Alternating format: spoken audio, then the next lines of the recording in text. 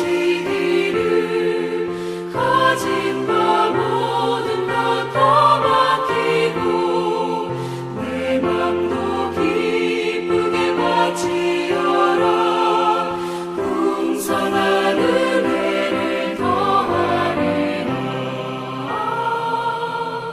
바치어라 내 마음을 주께서 나에게 이르시네 캄캄한 죄에서 불러내신 주께서는 인도하시리라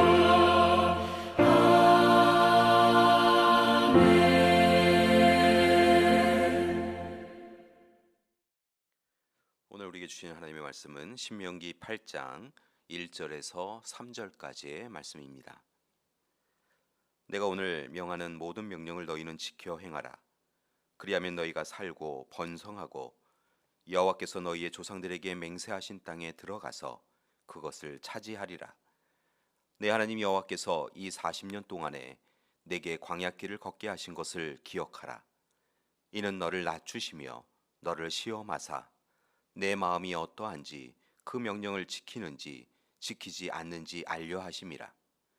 너를 낮추시며 너를 줄이게 하시며 또 너도 알지 못하며 내 조상들도 알지 못하던 만나를 내게 먹이신 것은 사람이 떡으로만 사는 것이 아니요 여호와의 입에서 나오는 모든 말씀으로 사는 줄을 내가 알게 하려 하심이니라. 아멘. 오늘 본 말씀은 약속의 땅 가나안을 앞두고 모세가 유언처럼 백성들에게 한 연설입니다. 애굽에서 탈출하여 광야에서 40년을 보내고 비로소 가나안 땅에 들어가는 백성들은 가나안 땅을 바라보며 아마도 여러 가지 생각이 들었을 것입니다. 왜냐하면 애굽에서 가나안까지 그들의 여정이 너무 길었기 때문입니다. 아무리 길게 보아도 2, 3개월이면 도착해야 할 곳을 무려 40년이 걸려서 그들은 도착한 것입니다. 그렇다면 여러분, 왜 그들은 그렇게 오랜 시간 광야에 머물러야 했을까요? 출애굽기 13장 17절과 18절은 그 이유를 이렇게 말해주고 있습니다. 바로가 백성을 보낸 후에 블레셋 사람의 땅의 길은 가까울지라도 하나님이 그들을 그 길로 인도하지 아니하셨으니 이는 하나님이 말씀하시기를 이 백성이 전쟁을 하게 되면 마음을 돌이켜 애굽으로 돌아갈까 하셨습니다. 그러므로 하나님이 홍해의 광야길로 돌려 백성을 인도하시매. 즉 하나님께서는 이스라엘 백성들이 블레셋 사람들과 싸우게 되었을 때 전쟁이 두려워서 다시 애굽으로 돌아가고자 하는 것을 염려하신 것입니다. 그래서 하나님은 이스라엘 백성들의 마음이 흔들리지 아니하도록 가까운 길이 아니라 홍해로 가는 광야길을 그들에게 선택하게 하셨습니다. 그런데 실은 하나님께서 이스라엘 백성들을 짧은 시간이면 약속의 땅에 이르는 해안길이 아니라 오랜 시간이 걸리는 광야길로 인도하신 것은 앞서 말씀드렸던 블레셋의 위협이라고 하는 이유보다 더 근본적인 이유가 있었음을 봅니다. 오늘 말씀이 바로 그 이유를 말해줍니다. 2절 말씀을 보면 내 하나님 여호와께서 이 40년 동안에 내게 광야길을 걷게 하신 것을 기억하라. 이는 너를 낮추시며 너를 시험하사 내 마음이 어떠한지 그 명령을 지키는지 지키지 않는지 알려 하심이라 라고 말씀하십니다. 즉 하나님께서 몇 개월이면 갈 수 있는 거리를 40년이나 걸리게 하신 것은 시험을 위한 것이고 또한 훈련을 위한 것이었다는 것입니다. 이 시간 하나님은 백성들에게 세상보다 하나님을 우선시하는가 라고 물으시고 그에 대한 답을 요구하십니다. 또한 여전히 삶의 기준과 방식이 옛사람에 머물러 있는 백성들에게 이제는 애굽에서의 노예 근성을 버리고 약속의 땅에 나아갈 수 있도록 하나님의 자녀로서 훈련받게 하신 것입니다. 무엇보다 하나님은 광야의 기간을 통하여서 하나님과의 첫사랑을 회복하기 원하셨습니다. 그리고 이스라엘 백성들이 약속의 땅에서 하나님의 자녀, 하나님의 사람으로 온전히 살아가기 원하십니다. 그래서 광야길 중 가까운 거리를 가는 것을 오히려 막으시고 멀리 돌아가도록 하신 것입니다. 분명한 것은 요즘도 하나님께서는 하나님을 따르지 아니하고 세상 지식 또는 자신의 기준과 판단으로 살아가는 우리에게도 깨우침을 주시기 위하여 때로는 아주 특별한 방법을 사용하고 계십니다. 예를 들면 오늘 이스라엘 백성들이 광야 40년을 걸었던 것처럼 우리 삶에도 쉽게 갈 수 있는 지름길을 막으시고 때로는 멀리 돌아가는 길로 인도하실 때가 있습니다.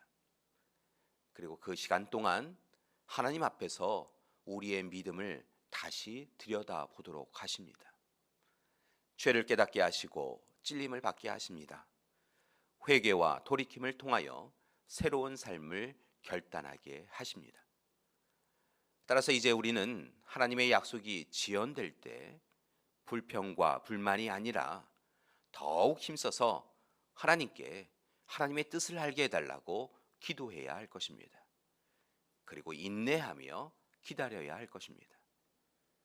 우리의 지난 인생을 보면 하나님은 때로 우리를 탄탄대로 지름길이 아니라 울퉁불퉁 굴곡이 있고 매 순간 긴장할 수밖에 없는 가시밭길, 돌짝밭길로 인도하실 때가 있었던 것을 봅니다. 그때 우리는 왜 우리에게 이런 시련이 있는가? 하나님은 우리를 사랑하시는가? 하나님은 왜 내 기도를 들어주시지 아니하신가? 하나님은 정말 정의로우신 하나님이신가? 라고 하는 것을 묻곤 하였습니다. 그러나 분명한 것은 그 모든 시간에 모든 곳에서 우리보다 우리를 더 사랑하시는 하나님께서 마땅히 우리가 걸어가야 할 길을 이끌어 주셨다는 것입니다. 그리고 마침내 약속의 땅에 이르게 해 주셨습니다. 따라서 교회 여러분, 길을 걸을 때 빨리 가는 것, 그것이 중요한 것이 아니라 제대로 가는 것이 중요한 것임을 기억하시기 바랍니다. 때로 우리의 기도가 더디 이루어져도 또는 하나님의 약속의 성취가 우리가 원하는 대로 잘 이루어지지 아니하여도 살아 역사하시며 선하신 하나님이심을 고백하고 인내하며 기다리시기 바랍니다. 특별히 부탁드릴 것은 오늘 본문 1절 말씀처럼 하나님의 모든 명령을 지켜 행하기 원합니다. 3절의 말씀처럼 여호와의 입에서 나오는 모든 말씀으로 살아가기 원합니다. 그때 하나님께서 이스라엘 백성들에게 허락하여 주신 것처럼 번성함의 은혜를 허락해 주실 것입니다. 하나님께서 약속의 땅을 우리로 하여금 차지하도록 인도해 주실 것입니다. 굶주린 이에게 만나를 먹이신 것처럼 때에 맞추어 꼭 필요한 은혜를 우리에게 분명 베풀어 주실 것입니다. 따라서 교회 여러분, 오늘 하루도 오직 하나님의 말씀대로만 살아가십시오. 말씀이 이끄는 대로 살아가십시오. 말씀이 삶이 되는 인생을 사십시오. 그때 하나님께서 우리와 동행하여 주시며 우리를 약속의 땅 가나안으로 이끌어 주실 것입니다. 순례자이신 우리 모든 믿음의 가족분들이 오늘 하루도 하나님의 말씀에 순종하여서 기쁨과 감사로 약속의 땅에 이르시기를 간절히 기도드립니다. 기도하시겠습니다. 사랑의 하나님, 오늘 하루도 우리에게 귀한 생명 허락하여 주시고 하나님의 자녀로 살아갈 수 있도록 불러주심을 감사드립니다. 하나님, 오늘 이 시간 귀한 약속의 말씀을 붙잡고 간구하고 기도합니다. 하나님, 하나님의 말씀대로 살아가는 우리 되게 하여 주시옵소서. 때로 보이는 현실이 너무도 힘겹고 어려워서 주저앉아 있을 때가 있습니다. 때로는 길을 잃어버리는 때도 있습니다.